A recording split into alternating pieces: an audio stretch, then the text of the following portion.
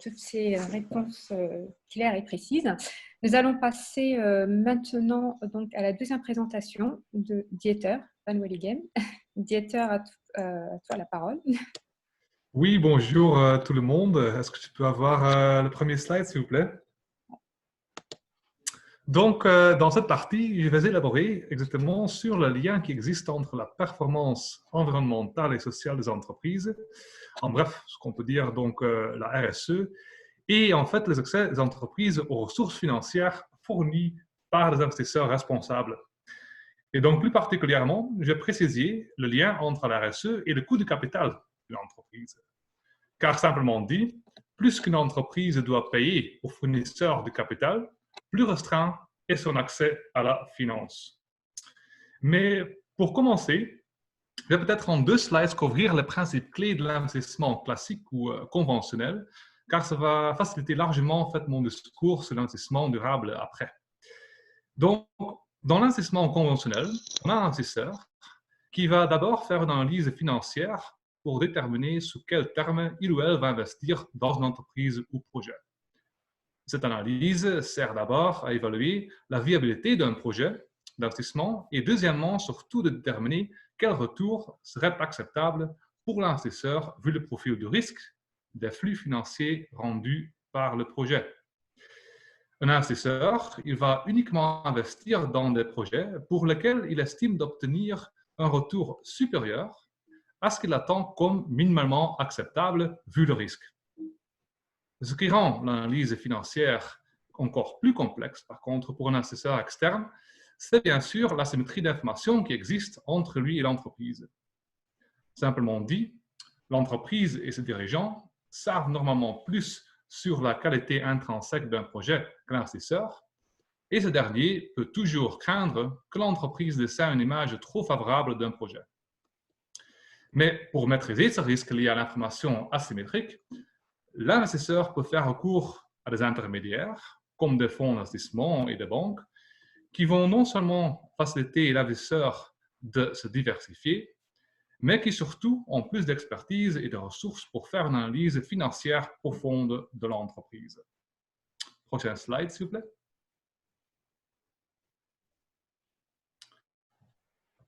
Donc, examinons maintenant plus en détail ce qu'est le coût de capital d'une entreprise. Comme déjà évoqué tout à l'heure, un investisseur attend un certain retour sur son investissement. C'est normal.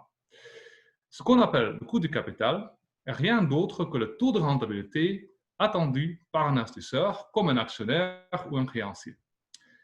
Avec une petite simplification, on pourrait même dire que le coût du capital d'une entreprise est proportionnel très simplement au ratio du retour espéré par l'investisseur et le montant qu'il investit là-dedans.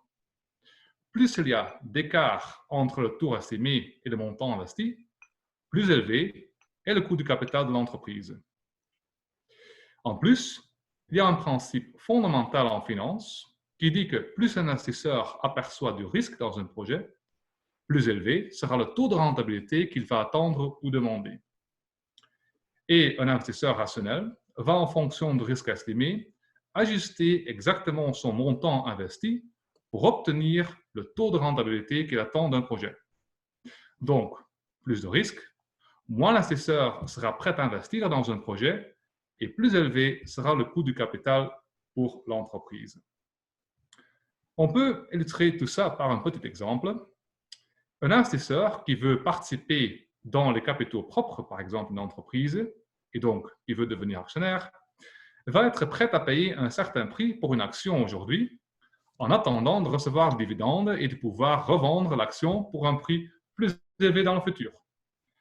Alors, moins l'investisseur sera sûr de pouvoir recevoir le dividende ou de pouvoir revendre l'action pour un bon prix, et donc plus qu'il y a de risque pour l'investisseur, moins il sera prêt à payer pour l'action aujourd'hui, et donc plus élevé sera le coût des capitaux propres de l'entreprise.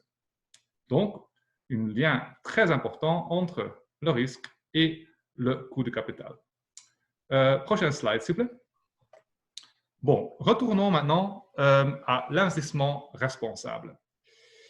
Donc, dans l'investissement responsable, l'investisseur va maintenant combiner une analyse financière avec une analyse ESG ou d'impact. Donc, il va analyser en fait les risques environnementaux, sociaux et de gouvernance. Comme a évoqué déjà Anne-Catherine dans sa présentation, ces deux trames d'évaluation, donc ESG et impact, ne sont pas forcément les mêmes parce qu'ils mettent l'accent un peu différemment. Un investisseur responsable va investir dans une entreprise ou projet qu'il estime d'avoir non seulement une bonne performance financière, mais aussi une bonne performance environnementale ou sociale et qui est en lien avec ses valeurs personnelles. Ainsi, un investisseur responsable attend en fait de son investissement deux types de retours. Il attend premièrement un retour financier, mais qui a potentiellement différentes caractéristiques au niveau de risque, comme je vais expliquer dans quelques instants. Et deuxièmement, un retour non financier lié à la performance environnementale et sociale, et que je vais également détailler dans quelques slides. Comme avec l'investissement classique, par contre, vous pouvez revenir encore, c'est trop rapide, merci. Comme avec l'investissement classique, l'asymétrie d'information reste bien présente avec l'investissement responsable, mais comprend maintenant deux dimensions, une dimension financière et non financière. Plus particulièrement, l'investisseur responsable peut maintenant craindre que l'entreprise présente plus favorable qu'elle ne l'est, non seulement au niveau financier, mais aussi au niveau de sa performance RSE, ce qu'on appelle souvent le greenwashing. De nouveau, pour maîtriser cette asymétrie d'information, l'investisseur peut engager des intermédiaires qui vont en contrepartie, bien sûr, des frais de gestion additionnels, faire une analyse profonde de la performance environnementale et sociale de l'entreprise. Prochaine slide, s'il vous plaît. Bon, comment une politique active en RSE peut maintenant affecter le coût de capital d'une entreprise ou d'un projet? Il y a au moins trois mécanismes par lesquels une bonne performance environnementale et sociale peut réduire le coût de capital d'une entreprise ou projet. Premièrement, une bonne politique RSE peut réduire le risque financier en réduisant la probabilité et la gravité des événements indésirables comme des grèves, des scandales environnementaux ou des rappels de produits, par exemple. Que ces événements peuvent être très coûteux pour une entreprise est indiqué par exemple par la marée noire suite à l'explosion de Deepwater Horizon en 2010, qui a coûté BP et l'entreprise BP jusqu'à 65 milliards de dollars sous forme des amendes et coûts de nettoyage. Mais aussi par le scandale des émissions chez Volkswagen en 2015, qui est estimé d'avoir coûté à l'entreprise entre 20 et 30 milliards de dollars. Par contre, en s'engageant activement avec ses parties prenantes, une entreprise peut éviter ses coûts liés aux événements indésirables, car, par exemple, la recherche académique récente a démontré que, dans le cas des entreprises minières, le marché financier attache plus de valeur aux réserves d'or contrôlées par des entreprises qui ont moins de conflits avec leurs parties prenantes. Mais aussi qu'après un accident environnemental, les régulateurs imposent souvent des amendes moins lourdes aux entreprises avec une bonne historique RSE. Et finalement, les consommateurs sont souvent moins probables de lancer un boycott contre une entreprise ayant une bonne réputation RSE, car elles estiment qu'après un événement ou un accident, une telle entreprise est plutôt touchée par force majeure en lieu d'avoir été négligente. Donc, en bref, la RSE peut réduire le risque financier de l'entreprise du projet et, comme déjà évoqué, moins de risque financier va être traduit dans un coût de capital plus bas. Prochaine slide, s'il vous plaît. Deuxième mécanisme, de plus en plus d'investisseurs appliquent des filtres d'exclusion liés aux critères de performance environnementale et sociale, comme a déjà évoqué Anne-Catherine. Ce qui veut dire que ces investisseurs n'investissent pas dans une certaine partie de l'univers des titres pour des raisons environnementales ou sociales. C'est le cas, par exemple, des investisseurs institutionnels, comme le fonds de retraite norvégien, qui investissent de plus en plus de secteurs trop polluants ou liés à l'industrie nucléaire. Mais il y a également un nombre d'investisseurs qui appliquent des filtres d'exclusion normative, ciblant le secteur des boissons alcooliques ou des produits de jeu. Tout ça implique qu'une entreprise touchée par des filtres d'exclusion aura une base d'investisseurs moins large. et que son risque financier sera répandu donc sur moins d'investisseurs. En effet, les investisseurs qui n'appliquent pas de filtre d'exclusion doivent porter proportionnellement plus le risque financier des entreprises exclues et vont en conséquence, pour ce risque additionnel, demander un niveau ou un taux de rentabilité plus élevé. Donc, autrement dit, le coût de capital est expecté d'être plus élevé pour les entreprises ciblées par des filtres d'exclusion, car il y a une certaine partie des investisseurs qui doivent porter plus de risques. Slide prochaine. Merci. Et finalement, le troisième mécanisme est un peu différente des deux premiers, car elle n'est pas liée au risque financier directement. Comme déjà évoqué, les investisseurs responsables reçoivent aussi un retour non financier de leur investissement. Et ceci principalement sous trois formes. Premièrement, pour certains investisseurs, l'investissement durable est une manière d'augmenter leur image et statut social dans leur réseau personnel ou professionnel. Mais l'investissement durable est bien sûr aussi une manière de simplement aligner ses valeurs personnelles avec ses investissements, même si le geste d'investir n'est pas publiquement visible. Et finalement, il y a des investisseurs qui cherchent activement à ce que leur investissement ait un vrai impact positif sur le monde. Ces investisseurs d'impact obtiennent une satisfaction directement liée au fait de pouvoir aider les autres. Mais peu importe la motivation sous-jacente, si un investisseur obtient un retour non financier, en plus d'un retour financier, il sera souvent prêt à accepter un taux de rentabilité moins élevé. C'est très important pour le financement de certains projets de développement ou ayant un but social, car ce sont surtout ces projets-là qui ont parfois plus de difficultés de générer des retours financiers suffisants pour attirer des investisseurs conventionnels. Donc, finalement, le coût de capital peut être aussi réduit grâce à la valeur qu'attachent les investisseurs responsables au retour non financier sous les trois formes comme je viens d'expliquer. Prochain slide, s'il vous plaît. Bon, après la théorie, quel est maintenant l'impact empirique de la RSE sur le coût de capital selon la recherche académique récente? En ce qui concerne le coût des capitaux propres, on parle de 0,5 jusqu'à 1,4% de réduction du coût de capital pour les entreprises les plus responsables. Sachant que le coût des capitaux propres en moyenne pour une entreprise est de 9%, ceci constitue donc un avantage compétitif non négligeable sur le marché financier. L'effet sur le coût d'emprunt est estimé d'être un peu moins important, environ entre 0,25%, mais ceci est simplement lié au fait que le risque déjà de titres de créance est déjà moins élevé, de sorte que la réduction de risque financier par la RSE est déjà moins important pour les créanciers. Par contre, quand on regarde finalement au projet d'investissement d'impact, donc qui vise vraiment à avoir un impact positif dans le monde à travers des objectifs de développement durable, on estime que les investisseurs peuvent être satisfaits avec un retour qui est de 2,5 jusqu'à 3,7% moins élevé, et ceci malgré un profil de risque similaire au projet conventionnel. Donc, pour terminer, quelles sont les questions en suspens pour l'instant les plus pertinentes sur notre sujet? Premièrement, il nous manque encore une compréhension plus profonde de ce que cherche vraiment un investisseur responsable.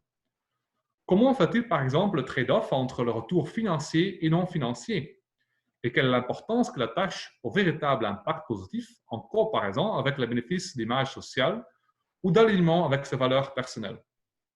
Deuxième question, vu le potentiel d'investissement d'impact, faut-il mesurer plutôt la performance RSE au niveau de réduction des risques ou impact positif?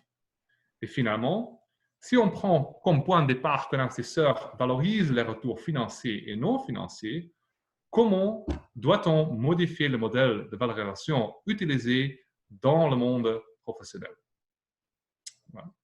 Merci pour votre écoute. Donc, je laisse maintenant la parole à Zara pour modérer les questions-réponses.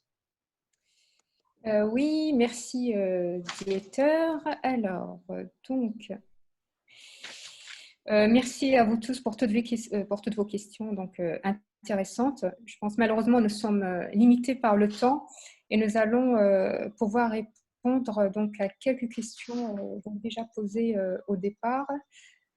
Alors, peut-être, Zara, je propose juste de préciser pour la question qui a été posée sur le lien avec l'industrie minière. En fait, c'est un livre de Guillaume Pitron, oui. Pitron, là-dessus, sur laquelle vous pouvez trouver en cherchant sur notre site novetic.fr en accès gratuit. Vous aurez les explications sur ce qu'il explique et la mention de son livre. Voilà, le livre Guillaume Pitron sur les industries minières. Tout à fait.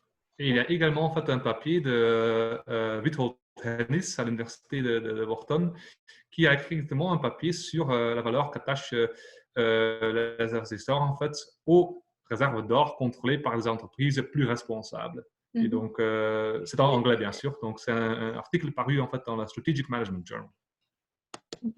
Et on peut compléter aussi avec le fait qu'il y a 48 heures, le fonds norvégien a annoncé qu'il excluait désormais 2 énormes miniers qui sont présents évidemment en Afrique aussi, Glencore et Anglo American.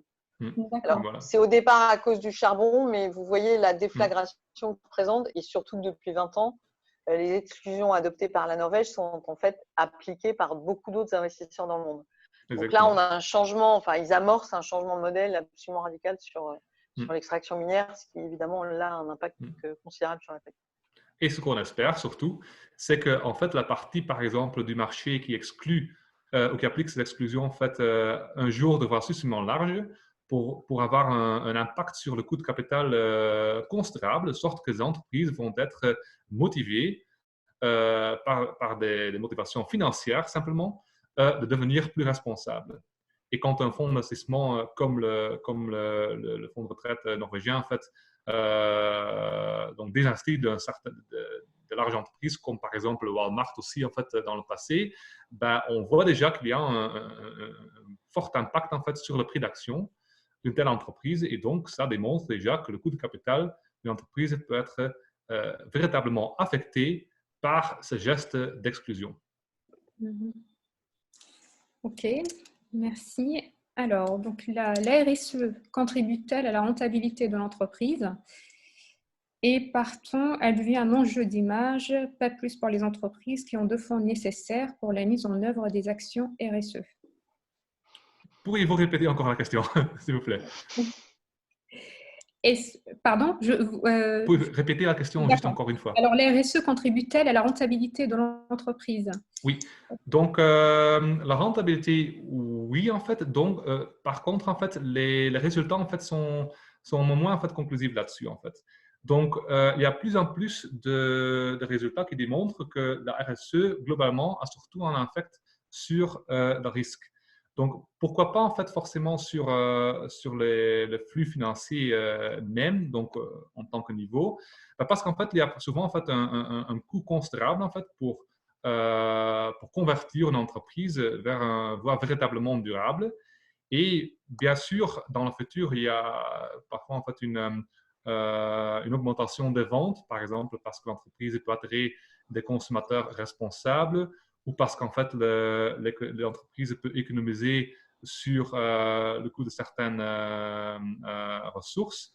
Mais en gros, en fait, on estime que la balance entre le coût de convertir l'entreprise vers une voie plus durable est simplement en balance avec les bénéfices qui peuvent en venir dans le futur. Donc, c'est surtout en fait au niveau de risque qu'on croit que la RSE a surtout un grand impact. Je peux peut-être ajouter quelque chose là-dessus. C'est un autre lien qu'on pourra proposer. J'ai publié un article il y a 2 jours qui fait la synthèse sur 2 études extrêmement intéressantes, dont une qui vient d'être publiée par la Smith School, qui est en fait l'analyse de plus de 200 économistes de renom qui conseillent toutes les banques centrales principales et qui explique que la seule condition d'avoir une relance qui serve à quelque chose en termes de performance économique, c'est d'y mettre des conditions de durabilité. C'est-à-dire qu'en fait, ce que dit Dieter est évidemment tout à fait vrai, et en particulier dans le passé, j'allais dire, la crise du Covid-19 peut changer vraiment la donne parce qu'en fait, elle a mis à nu le fait que certains modèles étaient totalement insoutenables, les compagnies aériennes par exemple, le secteur auto, etc. Et qu'en fait, on pouvait peut-être faire le choix, ce qui sera fait, hein, de mettre des millions de milliards pour essayer de sauver des entreprises, mais qui en fait ont des modèles absolument pas résilients. Et donc, ce qui est en train de changer, il faudra un peu de temps pour pouvoir l'étudier d'un point de vue académique, mais l'idée, c'est que finalement, tout ce qu'apporte la durabilité, c'est des modèles et des façons qui, certes, ont un coût d'investissement, parce qu'évidemment, on doit transformer l'existant de façon assez radicale, mais que c'est finalement le seul moyen d'être résilient à un horizon qui est assez court, en fait, qui n'est pas le mois suivant, mais qui est par contre l'année suivante. Et donc ça, c'est vraiment, je vous incite à lire cette étude qui est en anglais, qui vient d'être publiée, parce qu'elle montre très très bien ça. Ils ont analysé énormément de mesures, et effectivement, la logique qui consisterait à comment dire, profiter entre guillemets de l'occasion que crée la crise du Covid-19, continuer le modèle précédent qui en fait est déjà exsangue, serait d'un point de vue économique extrêmement dangereux. Ouais. Oui, je suis tout à fait d'accord en fait, parce que moi je faisais surtout en fait maintenant la comparaison avec le coût d'investissement qu'on doit faire pour l'instant pour convertir notre économie. Et bien sûr, dans le futur en fait, dès qu'on a fait cette conversion, la société va en bénéficier. Mais pas forcément en fait au niveau uniquement financier, mais simplement en fait sur la qualité de vie dans toutes les sociétés partout dans le monde. Et je crois en fait que le rôle principal qui peut jouer en fait l'investissement durable pour l'instant, c'est que en fait, ces investisseurs vont être prêts au début de simplement prendre un peu plus de risques pour investir dans une telle transition économique qui n'est pas évidente. Parce que au niveau financier, il y a une raison pour laquelle l'économie a pris la forme qu'elle a pris pour l'instant, c'est-à-dire donc une forme en fait qui se focalise uniquement sur les impacts économiques. Et bien que, bien sûr, avec la crise Covid, en fait, on se rend compte que l'économie peut être bien touchée par plusieurs facteurs. Mais en gros, je crois en fait que c'est toujours surtout une question en fait de volonté des investisseurs aussi de prendre un peu l'avant pour cette transition et d'accepter peut-être au début un taux de rentabilité pas forcément en fait ce qu'on a attendu en fait, dans le passé pour permettre cette transition et avec le but vraiment de réaliser en fait des bénéfices non seulement financiers, mais surtout environnementaux et sociaux. En fait. Et c'est pour ça en fait qu'on a vraiment besoin de la recherche aussi sur la psychologie des investisseurs et de comment ils valorisent exactement ces retours non financiers.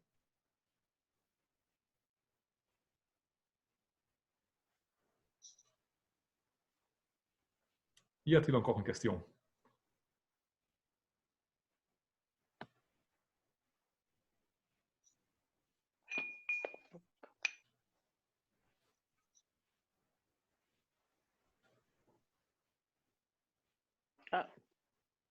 Je n'entends plus Zara. Je ne sais pas s'il y a encore une question, Zara. Ouais. Oui, excusez-moi. Oui. Alors, comment argumenter l'intérêt de se transformer en RSE pour un investissement économique, surtout dans les pays en voie de développement? Oui, donc exactement. Donc là, en fait, un pays en voie de développement, donc c'est un peu la logique, comment je peux dire, qu'on entend souvent. Un pays en voie de développement, ils ont encore toute une industrie à construire. Est-ce qu'on peut déjà demander à ces pays-là, en fait, vraiment de mettre accent aussi sur tous les éléments, déjà surtout aussi sur les éléments environnementaux et sociaux? Ben, je crois qu'à mon avis, là, en fait, c'est surtout en fait, où les investisseurs d'impact occidentaux peuvent jouer en fait, un rôle très important. C'est-à-dire donc en acceptant en fait, un taux de rentabilité qui est lié non seulement au retour financier, mais surtout aussi au retour environnemental et social, ils peuvent être prêts à faciliter cette transition vers un pays industrialisé, mais industrialisé d'une manière plus environnementalement responsable. Donc, une industrialisation en fait, 2.0, on peut dire, une industrie verte et donc avec une inclusion sociale beaucoup plus importante.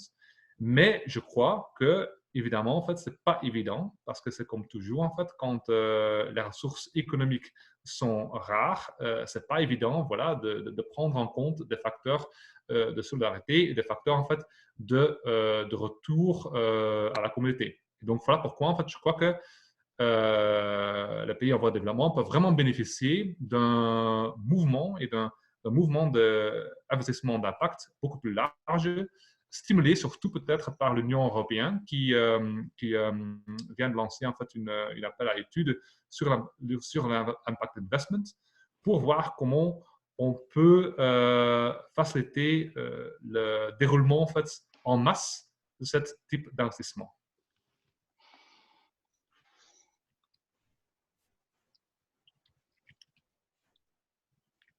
Y a-t-il encore une question?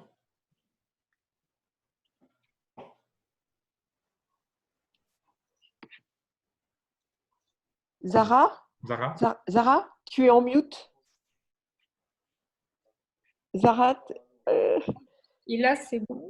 Ouais, c'est bon, c'est bon. Désolée, donc il y a eu une mauvaise manip.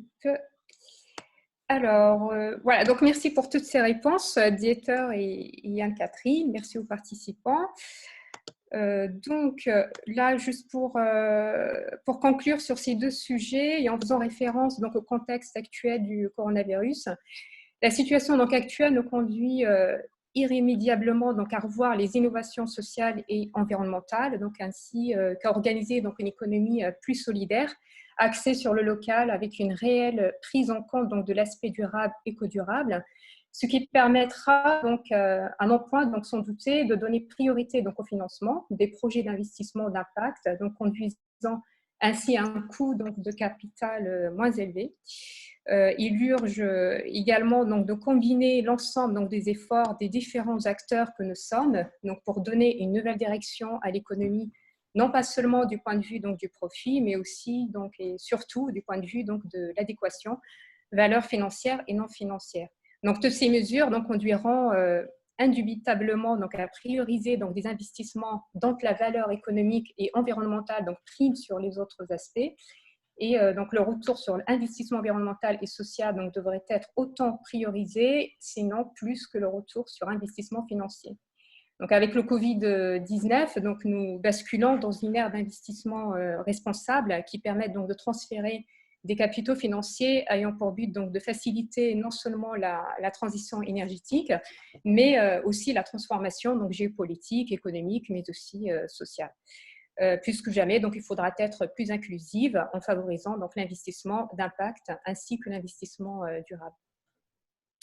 Donc ce webinaire touche à sa fin. Nous remercions donc tout particulièrement donc nos intervenants pour leur professionnalisme et leur implication dans ce webinaire. Et nous remercions également nos partenaires et nos sponsors pour leur soutien. Nous remercions chaleureusement donc tous les participantes et les participants. Vous êtes nombreux à nous suivre. Merci à tous de nous avoir suivis en France et depuis l'étranger. Et avant de vous quitter, donc je rappelle que la date du prochain webinaire, c'est le 28 mai prochain et portera donc sur les approches investissements responsables d'institutions financières. Et nous aurons le plaisir d'accueillir des experts, des acteurs privés et publics du monde donc de la finance en France et en Afrique. Et ils se feront un plaisir de répondre à vos questions sur le sujet. Donc, pour plus d'informations complémentaires sur ce webinaire, n'hésitez pas à consulter notre site www.rse-e-ped.info. Et surtout, n'oubliez pas de vous inscrire. Voilà. Donc,